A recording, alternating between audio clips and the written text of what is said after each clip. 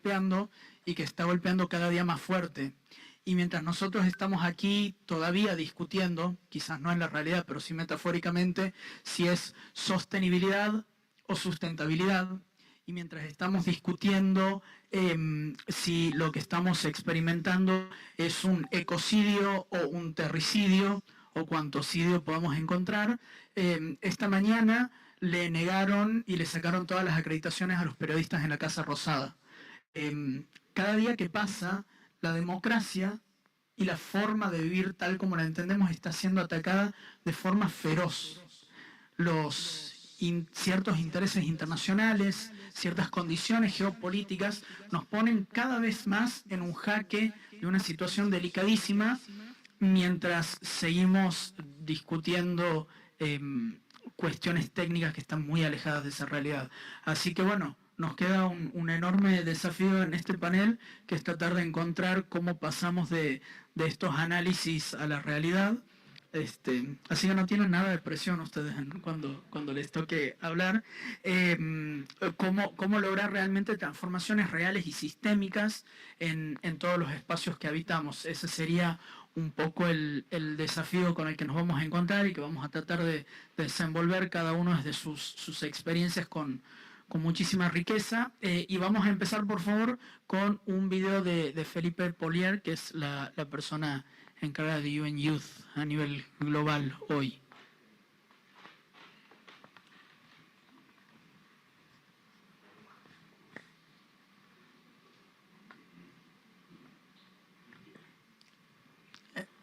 ¿Tenemos el video de Felipe?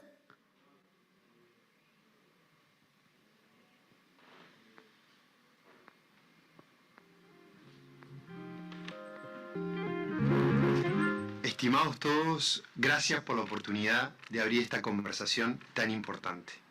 América Latina es una región con un enorme potencial.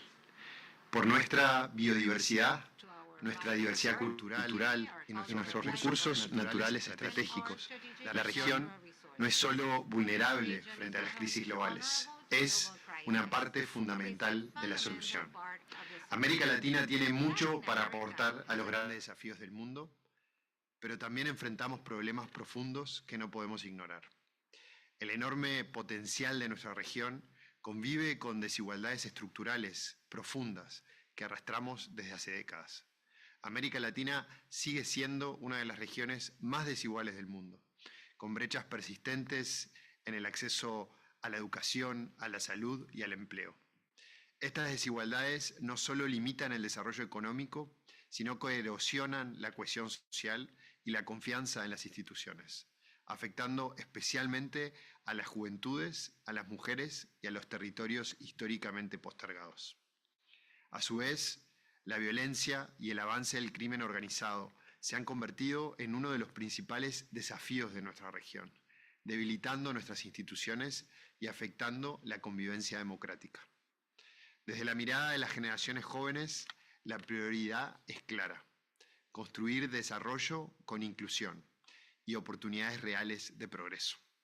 Y esto requiere decisiones políticas firmes y cambios estructurales. Necesitamos instituciones más fuertes, más transparentes y más cercanas a la ciudadanía. Necesitamos políticas públicas que no se limiten a administrar urgencias, sino que apuesten al desarrollo de largo plazo. En ese marco, es central que las políticas públicas abran caminos para el desarrollo económico, que promuevan la inversión, la innovación y la creación de empleo digno. Y nada de esto va a ser viable sin más cooperación entre nuestros países, y especialmente entre nuestra propia región y desde la región al resto del mundo. Los desafíos que enfrentamos, la violencia, el crimen organizado, la desigualdad o el cambio climático, no reconocen fronteras. Ningún país puede enfrentarlos solo. Y por eso, fortalecer la integración regional, coordinar políticas, compartir capacidades y construir respuestas es una necesidad estratégica. La cooperación regional es clave para ampliar mercados, para fortalecer cadenas productivas y, sobre todo, para generar más oportunidades para nuestras economías y nuestras juventudes. Las juventudes ya están demostrando cuál es el camino, innovando, liderando la agenda social y participando activamente desde el servicio público, el emprendedurismo y el sector productivo. Y ese liderazgo tiene que ser reconocido e incorporado de manera real. Esto implica abrir espacios concretos para que los jóvenes no sean solo escuchados, sino que participen en la definición y en la implementación de las políticas públicas, desde lo local hasta lo nacional y lo regional. Y ese es justamente el eje central de nuestra tarea en la Oficina de las Naciones Unidas para las Juventudes. Integrar a las juventudes en la gobernanza no es un gesto, es una decisión política y estratégica que puede y que va a traer beneficios para todas las comunidades. Es fortalecer la legitimidad democrática, es mejorar las políticas públicas y acelerar los cambios que necesitamos. Las juventudes en toda su diversidad tienen que estar en el centro de este proceso y especialmente en nuestra región. Muchas gracias.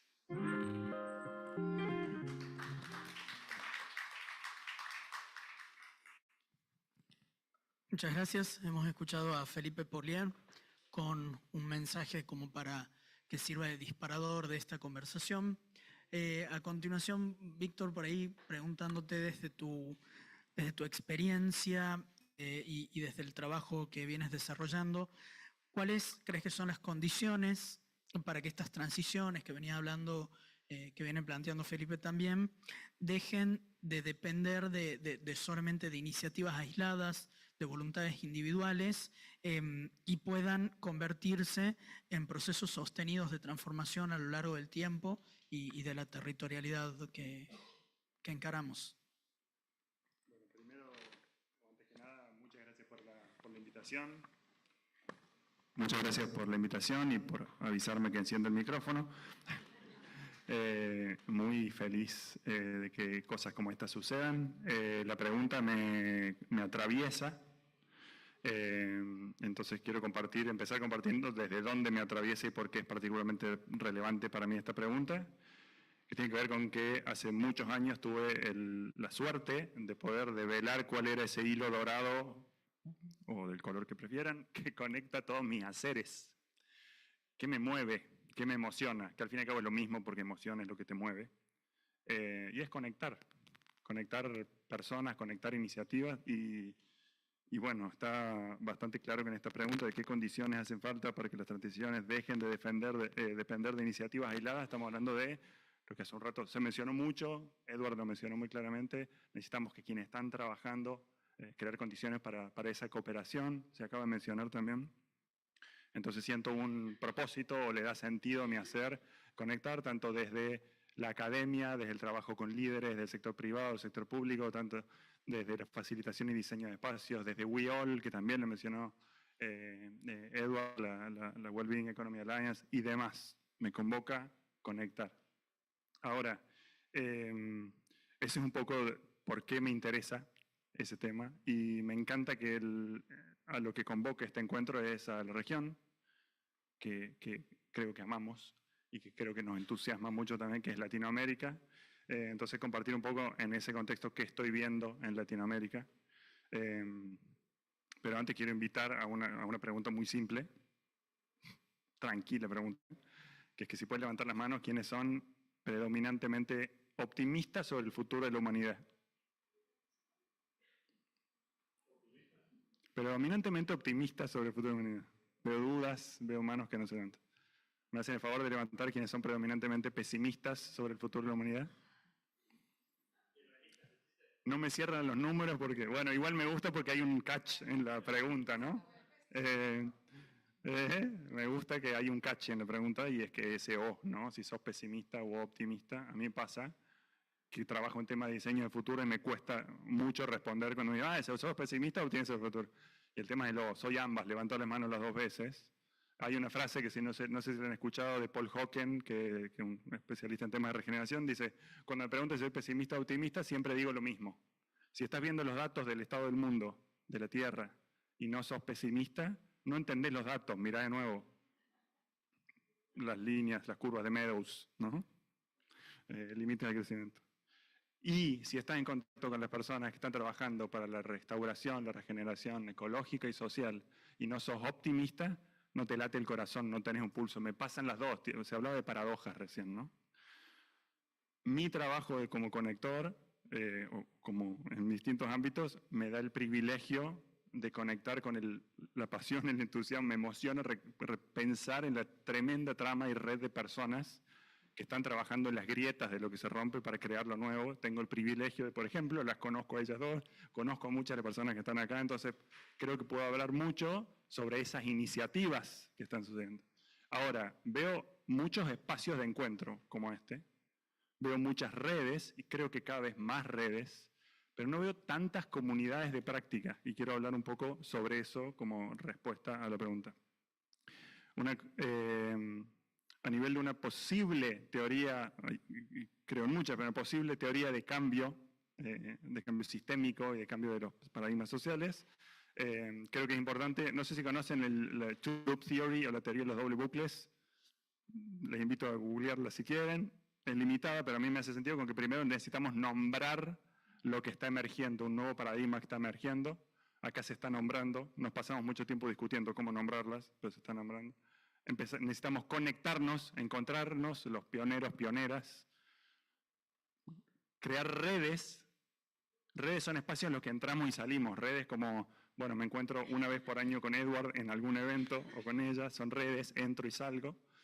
Lo que veo es un profundo desafío en el sostener, que también está en la pregunta, sostener los espacios de encuentro para crear las condiciones para la colaboración. Si tuviera que dar solamente una línea de respuesta, para mí, y esto es sesgado desde dónde yo estoy viendo al elefante y de dónde trabajo, tiene que ver con crear las condiciones para quienes crean las condiciones.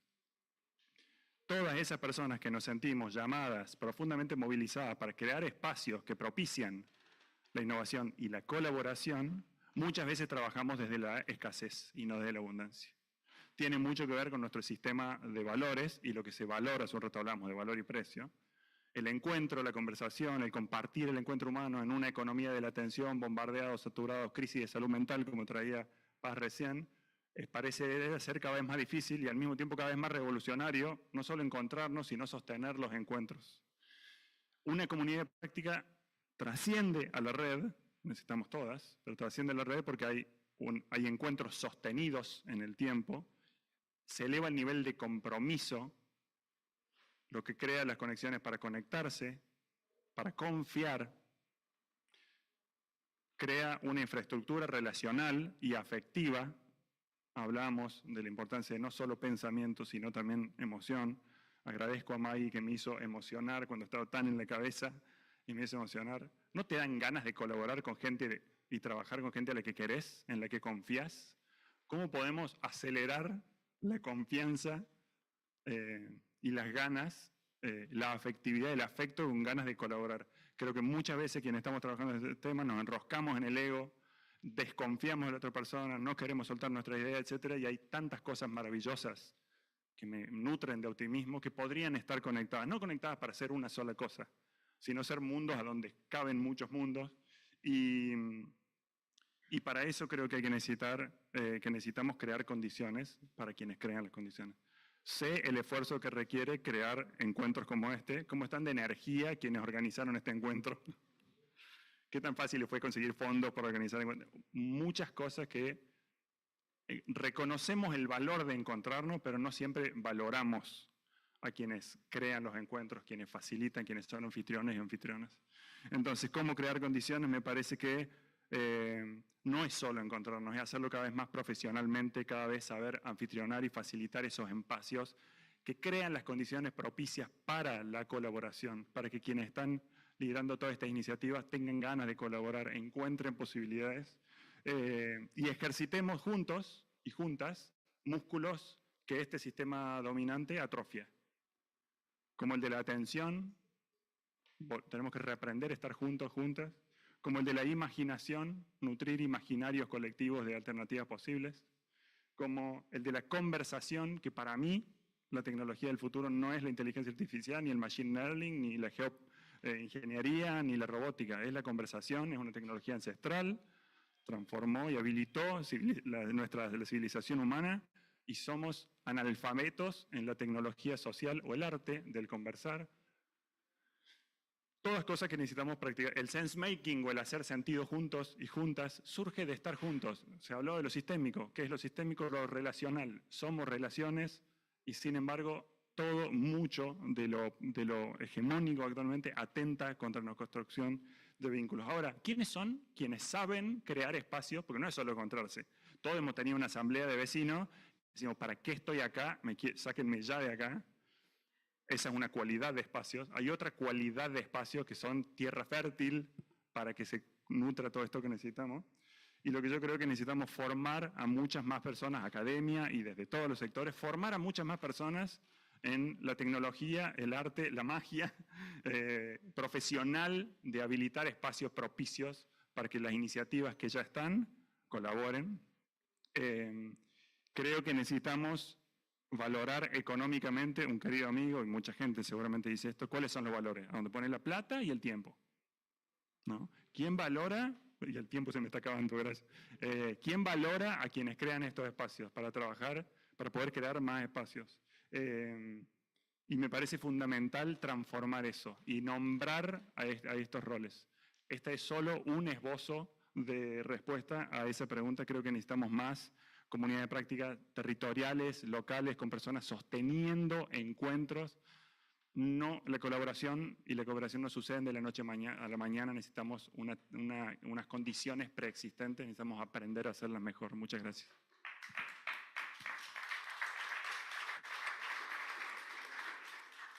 Muchas gracias, Víctor.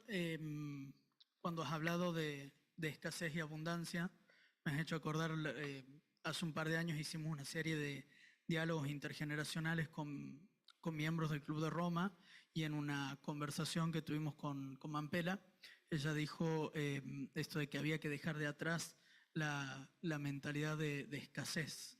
Y eso lo usamos por años como un mantra. Cada vez que necesitábamos que algo se nos dé, decíamos, tenemos que dejar atrás behind the mindset of scarcity, y se nos daba como mágicamente. Así que hay algo ahí poderoso.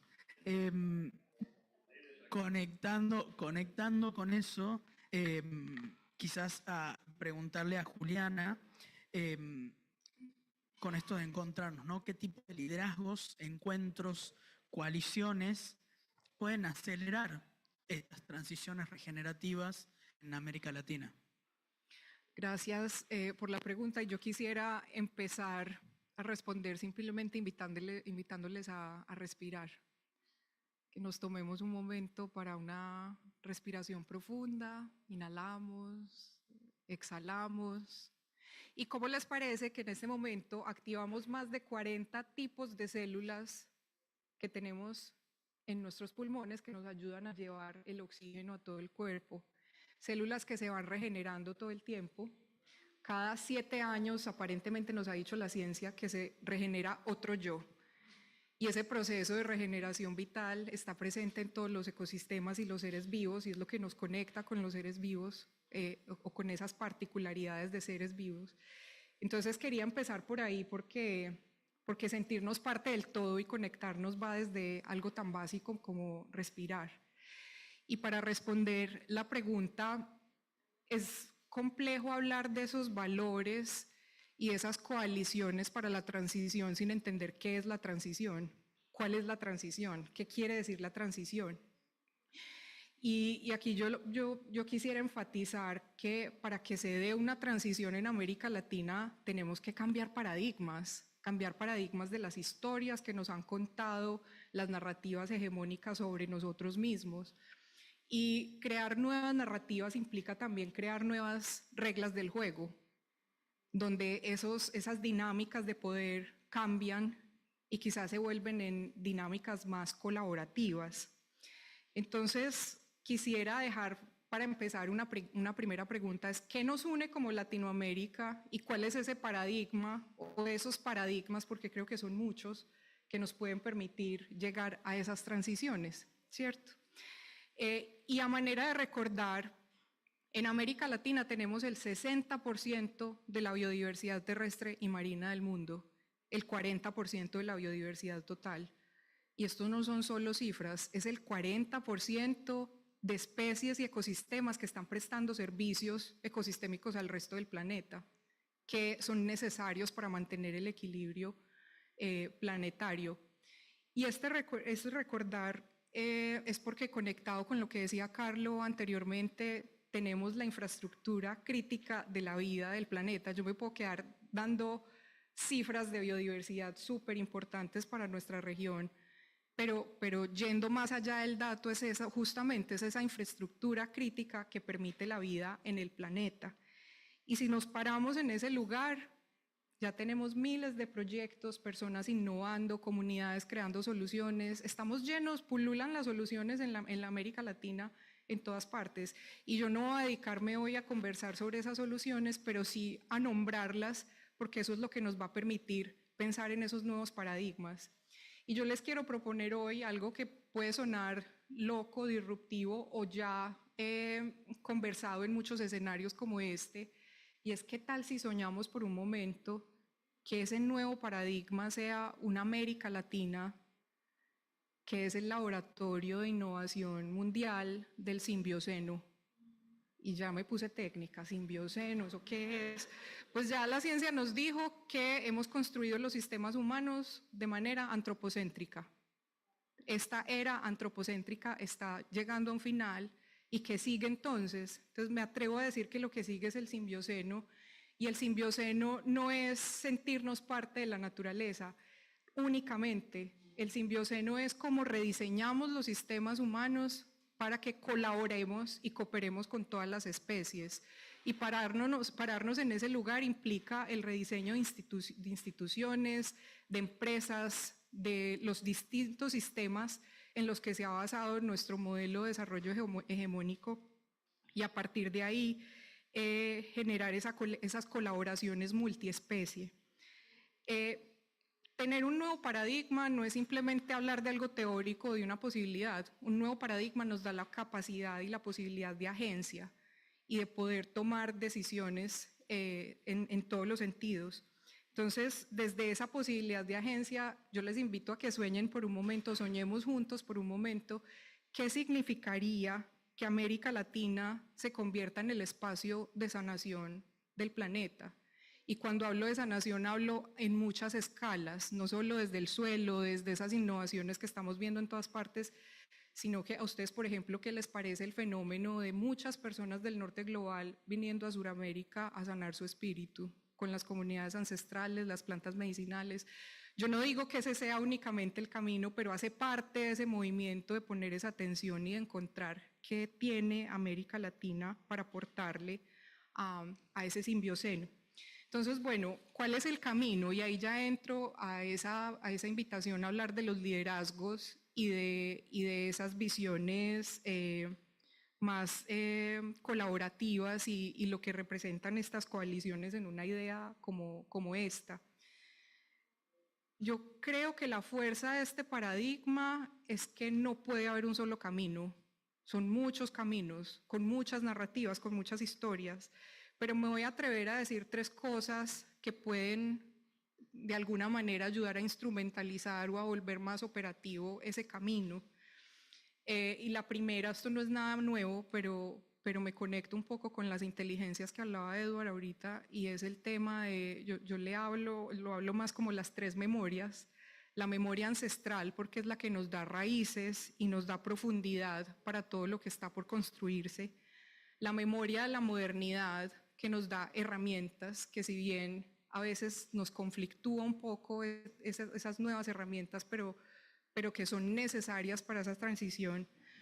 Y esa memoria del futuro, y esa memoria del futuro es la que nos da agencia para imaginarnos todo lo que nadie se ha imaginado, incluso cosas que son improbables. Cuando vemos historias de ciencia ficción y las leemos en el pasado, nos damos cuenta que en esas historias nacieron muchos de los logros que tenemos hoy como humanidad. Un segundo punto es entender el liderazgo como una agencia distribuida, una agencia de cambio distribuida, que no está solo en muchos territorios y en muchas personas y en muchas instituciones, sino también en el río, en la montaña, en, digamos, todos esos sistemas que permiten la vida, que también tienen agencia, solo que no los escuchamos, nos cuesta todavía entender esa colaboración interespecie.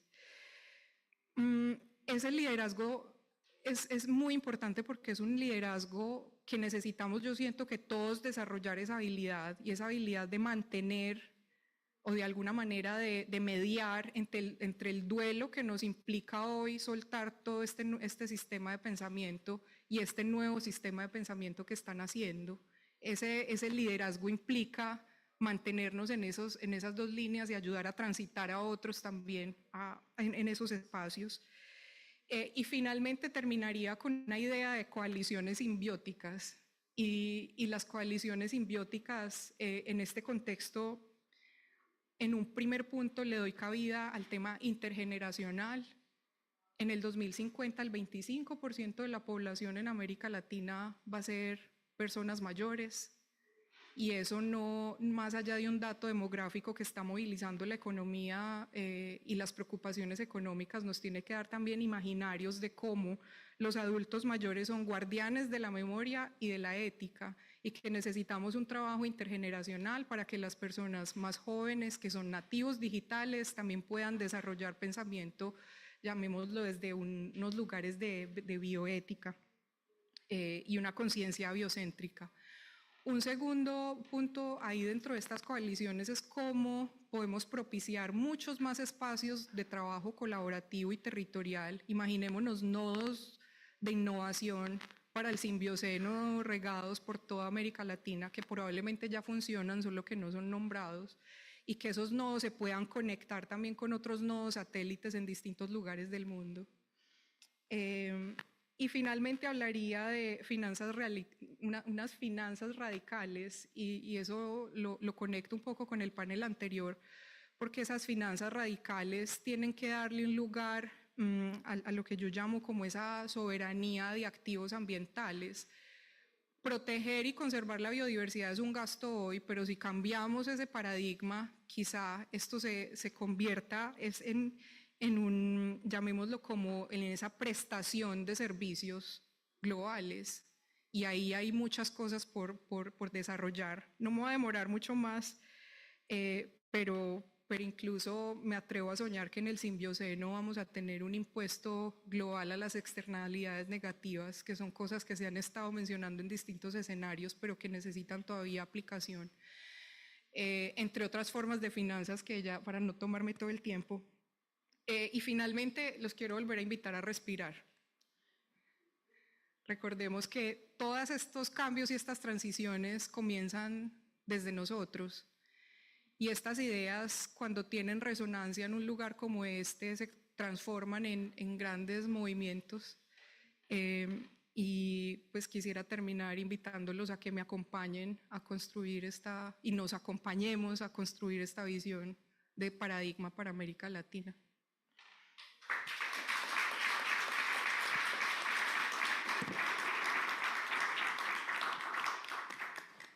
Muchas gracias, Juliana. Yo dos cositas nada más. Primero diría que es lo que nos une como latinoamericanos.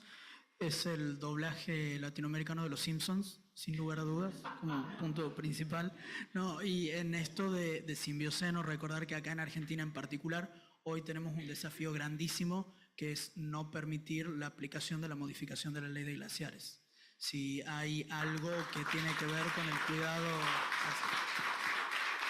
Si hay algo que tiene que ver con el cuidado de la vida más que nunca y el futuro que nos espera, es que protejamos nuestros recursos y ninguno más que el agua. Y la primera línea de defensa de esos glaciares hoy son los pueblos originarios, pues toda la minería que quieren hacer es en la zona andina donde están. Así que tener eso en cuenta más que nunca. Pero bueno, ya hemos hablado un poco de las transiciones, de los liderazgos. Ahora, Gisela, ¿qué habilidades necesitamos para que ocurran estos liderazgos? ¿Qué marcos institucionales podemos encontrar? ¿Qué culturas de aprendizaje para poder adaptarnos a estos cambios y liderar transiciones que tengan un sentido y una dirección, no cualquier transición y cualquier cambio, ¿no? Bueno, qué pregunta, ¿no? Y creo que bueno, las habilidades, el talento, ¿no? Es todo, ¿no? Sobre todo cuando hablamos de liderar, cuando hablamos de proyectar, ¿no?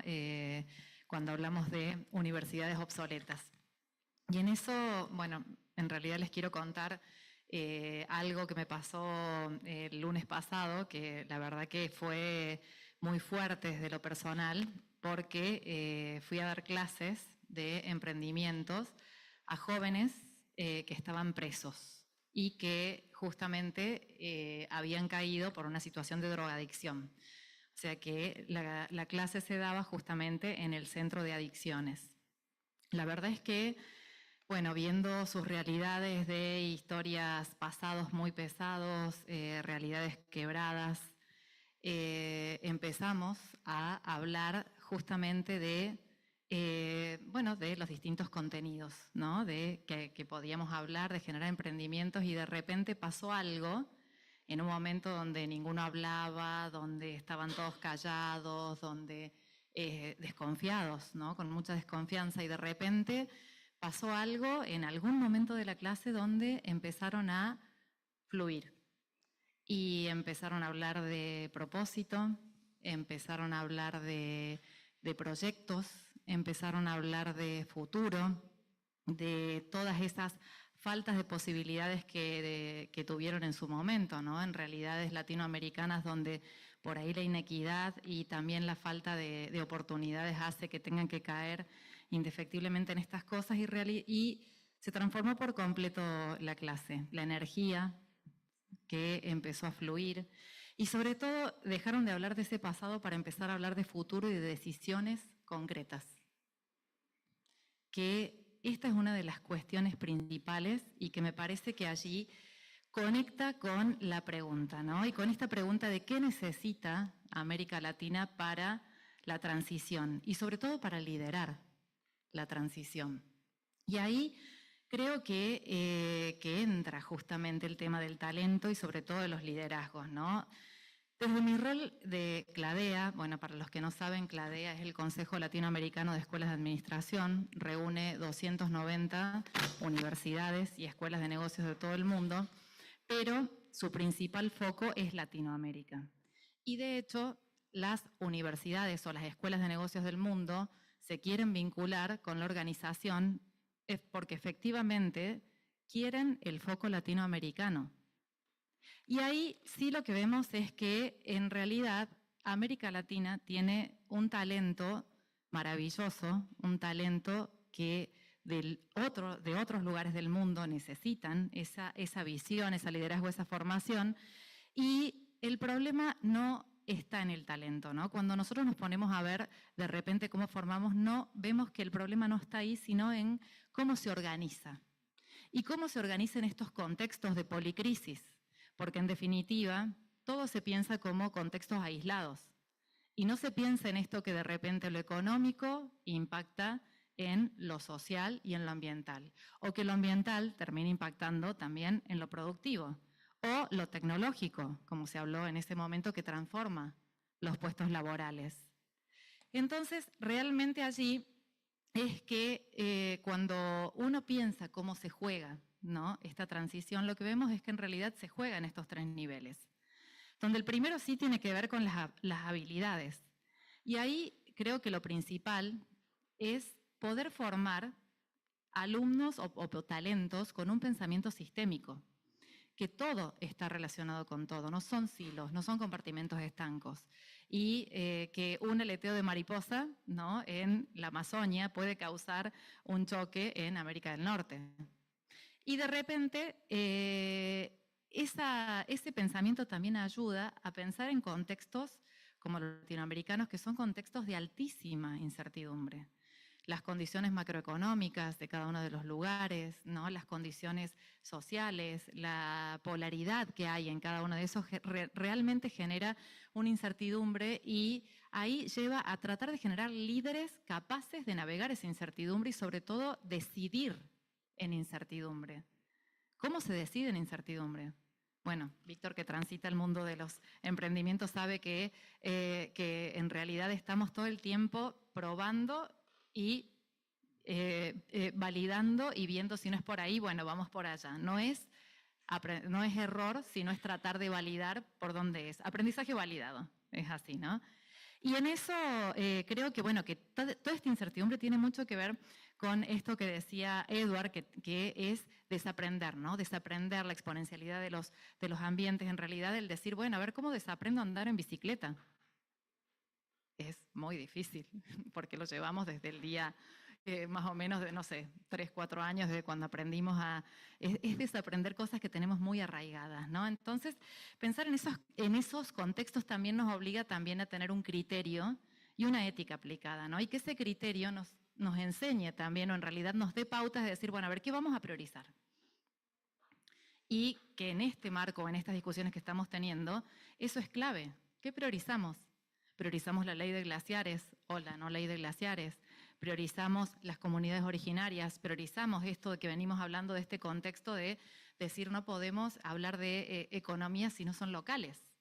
O economías globales, pero teniendo en cuenta, bueno, siempre se habla del fenómeno local, ¿no? Justamente teniendo en cuenta lo global, pero con lo local también. En segundo lugar, los marcos institucionales. ¿Y con qué nos enfrentamos hoy? Con sistemas que no cambian. Entonces estamos hablando de generar talentos o líderes con sistemas que no cambian. Fracasamos exitosamente. No hay otra. Entonces ahí creo que acá viene la discusión de qué medimos. ¿Medimos crecimiento, aumento del PBI, aumento de la rentabilidad? ¿O medimos desarrollo? Inclusión, equidad. ¿Cómo medimos ese impacto? Porque la verdad que es muy bonito desde la prosa, pero en realidad, ¿cómo lo medimos? ¿Cómo lo transformamos en datos estratégicos? Luego, el tema de cómo tomamos las decisiones. Y en esto, o en escenarios de policrisis, no pueden ser decisiones que se piensen justamente en silos, ¿no? Entonces, acá nace justamente el concepto de ecosistema.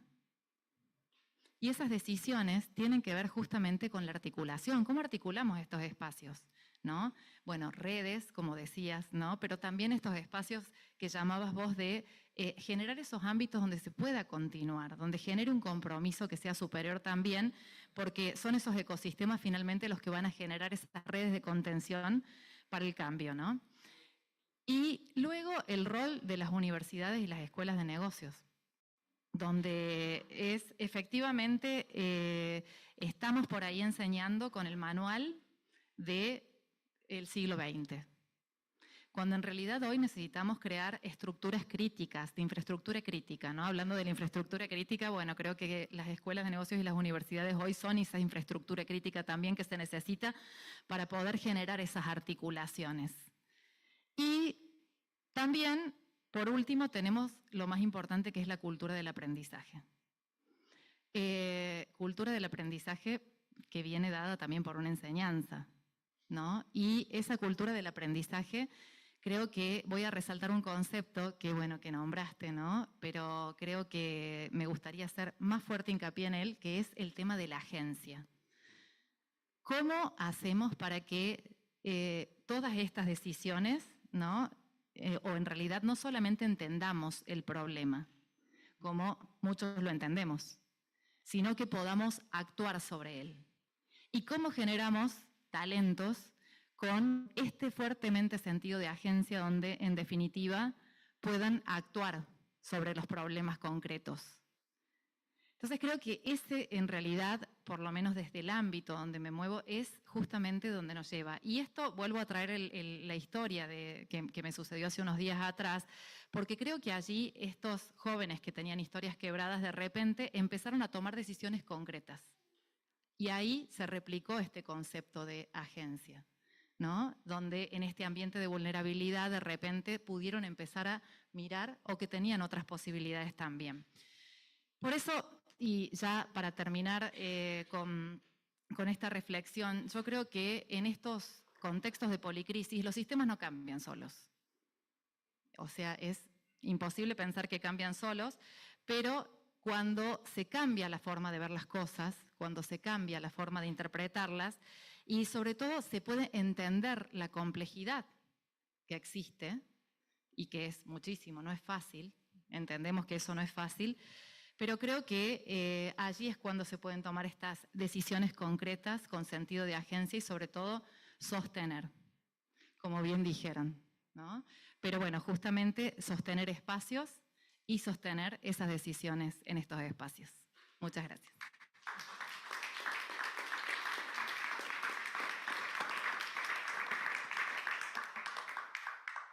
Bueno, hemos hablado de conexiones, hemos hablado de liderazgos, de marcos institucionales, de procesos, de transformaciones reales. Ahora, ¿de qué más hablamos? ¿Preguntas? ¿Comentarios? ¿Situaciones sentimentales que quieran ventilar y compartir también? Bienvenido. Aplicable. Tenemos que construir confianza. Eso. Bueno, felicitaciones a los disertantes. Yo les quiero preguntar, en esa capacidad emprendedora y de liderazgo, ¿cómo la visualizan en la ruralidad? Porque acá vemos, como hemos visto en los disertantes anteriores, que en las curvas ha habido una gran, digamos, un gran desfasaje entre lo urbano y lo rural. Por otro lado, eso conlleva cosas como el desarraigo, como una serie de situaciones que también, mientras que yo veo desde mi humilde opinión que por ahí las imágenes o las situaciones de emprendedurismo exitoso son imágenes urbanas y el éxito está cuantificado como éxito en la urbanidad. Entonces, ¿cómo ven eso en relación a las cuestiones identitarias y de arraigo territorial? Si contestamos rápido, pues tenemos tiempo para una pregunta más. Así que ustedes dirán.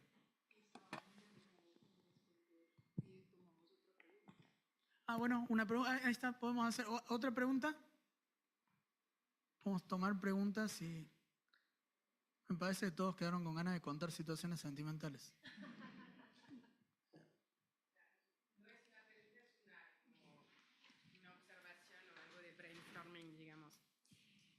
Buenas tardes. Me pasa que yo vengo a escuchar y a aprender, ¿no? Siento que necesitamos como ir de lo micro a lo macro y hablando de coherencia, ¿cómo hacemos en nuestra vida cotidiana en pequeños pasos para empezar a realmente generar esta identificación y este somos uno? En cosas chiquitas que nos cuestan mucho en esta época donde las redes sociales, lo digital, de alguna forma ayuda a generar una confrontación o a fortalecer como las diferencias, ¿no? Entonces, como en mi vida cotidiana, cuando no estoy de acuerdo con mi vecino, cuando alguien me toma el lugar en la fila, cuando escucho ruido y me parece que no va con mis valores, como empiezo a decir, esta persona desde su lugar piensa que es correcto o actúa desde la misma emoción. Me refiero, por ejemplo, a todos vamos a querer defender nuestra familia o a encontrar la manera de sobrevivir y esto va con reglas muy diferentes o normas muy diferentes para cada uno. Entonces, ¿cómo hacemos para encontrar lo que tenemos en común en la vida cotidiana? Porque todo esto que manejamos me encanta, pero se siente como muy macro, ¿no? Y se siente muy como dependiente de instituciones. Entonces, ¿cómo hacemos de nuevo en lo individual y en nuestra vida cotidiana para empezar a tener coherencia con estas ideas? Lo dejo acá picando.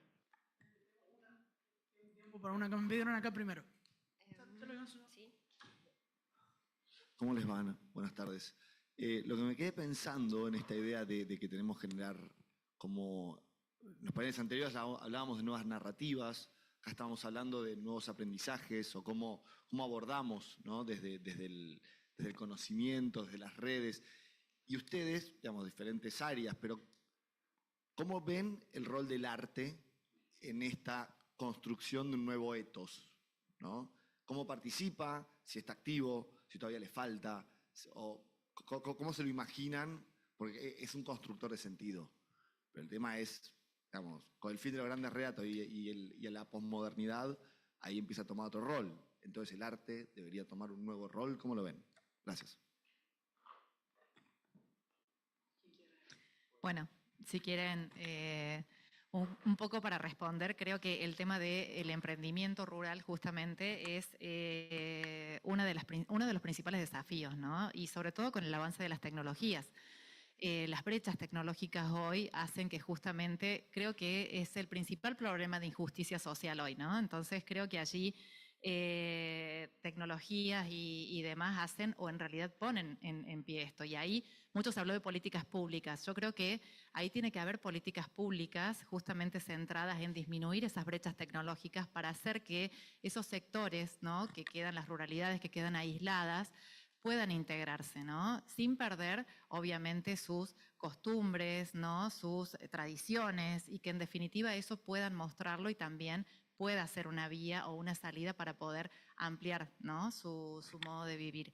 Creo eso por ese lado. En ese sentido, bueno, creo que también el tema de las artes, ¿no?, va unido justamente de la mano, ¿no? Las artes tienen que ver mucho con todo el tema de cómo se logran o cómo se generan esos llamados de conciencia y también cómo se implementan los cambios, ¿no? Y por último, y respondiendo a tu pregunta de con qué se come esto, ¿no? Creo que es más simple. Es en definitiva, y vuelvo al concepto de agencia, que es justamente tratar de tomar decisiones del día a día concretas de lo que uno hace, y eso es suficiente para liderar pequeños cambios. Justamente agencia tiene que ver con ser agente de cambio. ¿De qué cambio? De las realidades cotidianas que tiene cada uno, y un granito de arena es un montón. Gracias. También intentaré hilvanar ahí un poco. Sobre la pregunta de Maggie, no puedo responderla con una mirada desde la ruralidad, sino más hacia la ruralidad, porque puedo identificar que hablo mucho de diversidad, pero la diversidad es hasta dónde llega nuestro mundo, y mi mundo no está tan conectado con eso realmente. Sí me resuena profundamente lo que traes de que esta imagen de éxito sea, y de hecho lo tengo en algún PowerPoint por ahí, de claro, nos imaginamos todos, nos criamos con esas series de Nueva York y de eso es lo deseable, y en qué momento nos comimos toda esa historia, nos compramos toda esa historia. Y creo que ahí puede jugar un gran rol. Hay muchas otras cosas, pero uno es el de la imaginación, también lo que nos invitaba Julián recién.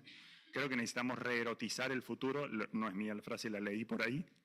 Eros, el deseo, ¿no? Y quizás debamos desurbanizar el futuro, los imaginarios de futuro, o re-ruralizar, lo que sea. Y me encanta que justo traigas lo de simple, porque yo vengo del mundo del marketing originalmente, y me pregunto cómo podríamos hacer marketing, digamos, luego de 200 o tantos años de que el marketing nos venda lo más y lo mejor, ¿cómo le podemos hacer marketing a lo menos, a lo simple, a lo suficiente, a lo bueno y no a lo mejor? Entonces, eso me conecta mucho con las narrativas, ni hablar del rol del arte ahí. El otro día muchas veces escuché que todos los grandes cambios paradigmáticos, el arte siempre llegó primero. Me lleno de preguntas, comparto tu pregunta, me resuena tu pregunta, viniendo también del mundo del diseño y del arte, sobre de qué forma hace esto llegar. Ayer vivimos aquí una experiencia que tuvo que ver con eso, y hablamos hace un rato de que no es solo pensamiento. Claramente con pensamiento y con datos y con conocimiento no está llegando, es arte, es espiritualidad, son otras formas. Quizás no le vamos a poder poner palabras, pero necesitamos que nos mueva. Hay quien dice, un amigo, Ronald Sistek, dice que el cambio de los sistemas humanos sucede por amor o por dolor. Por dolor, no sé si alguien lo escuchó. Por dolor, cuando el dolor de cambiar es menor que el dolor de permanecer igual. Y o por amor, cuando el amor nos regala una transfiguración. Mucha gente, y una forma de cambiar, nos cambia la forma de ver el mundo. Mucha gente cambia su vida cuando es padre o madre, ¿no? Hay una historia de cambio por amor, y mucha gente empieza a cuidarse cuando llega el burnout. Hay un cambio por dolor, solo por dar un par de ejemplos. Creo que desde la cabeza y con datos y PowerPoints con gráficos no estamos logrando conectar tanto con el dolor y tanto con el amor, y creo que hay algo fuerte para hacer. Y solo para cerrar, también me resuena mucho, y vengo hace un tiempo explorando la pregunta que traes. Trabajo mucho, decía, con líderes del sector privado, público, y siempre busco la forma de qué les duele a ellos y a ellas. Y a veces se habla mucho, no les hablo de un futuro mejor, les hablo de liderar en la incertidumbre. Y entonces, ¿qué habilidades, capacidades, cualidades necesitamos ejercitar? Me gusta mucho lo de practicar.